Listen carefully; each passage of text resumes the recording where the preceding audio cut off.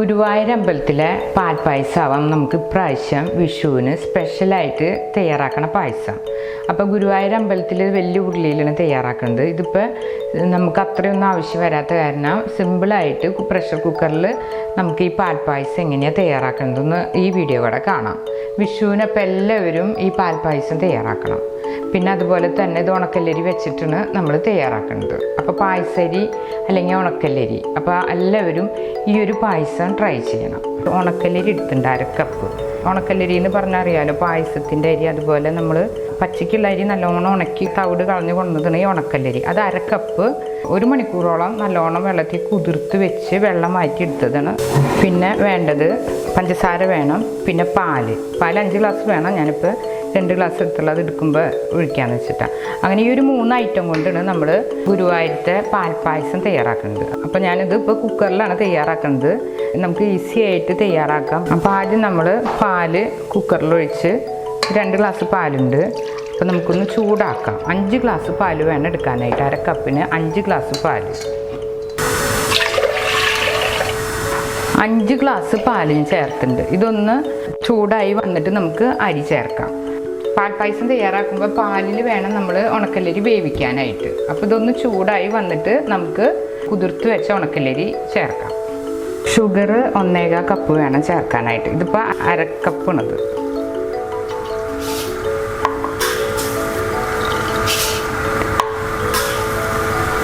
1/4 cup പഞ്ചസാരയാണ് ഞാൻ ഇപ്പോൾ ചേർത്തുള്ളത്. പഞ്ചസാര ചേർത്തുണ്ടല്ലോ, ഇനി ഇതൊന്ന് ഇളക്കി യോജിച്ചതിന് ശേഷം നമ്മൾ കഴുകി വെച്ച ഉണക്കല്ലരി, കുതിർത്ത് കഴുകി വെള്ളം വലം വെച്ച ഉണക്കല്ലരി ചേർക്കാം.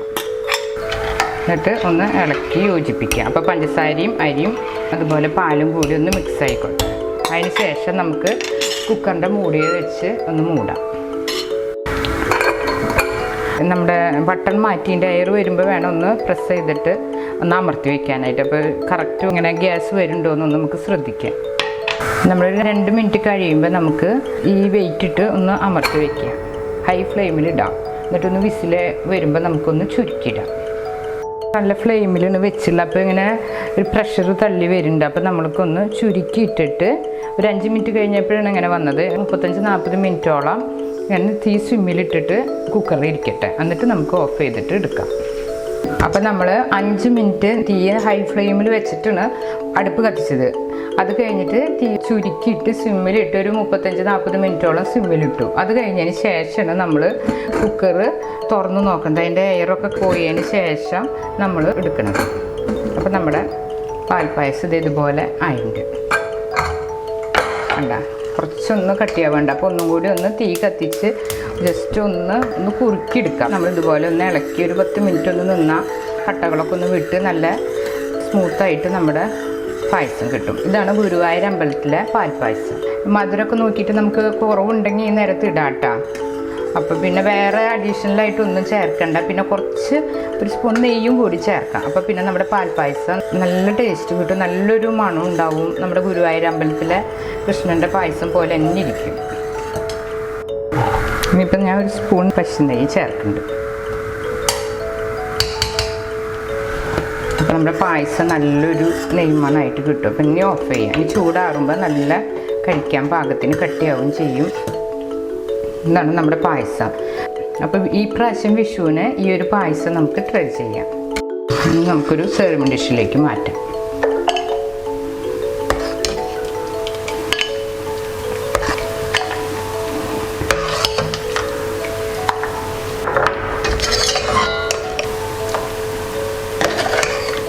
ഈ പാൽപ്പായസത്തേക്ക് നമ്മൾ ഏലക്കപ്പൊടിയും അതുപോലെ കാഷ്നട്ടും കിസ്മിസും ഒന്നിൻ്റെ ആവശ്യമില്ല.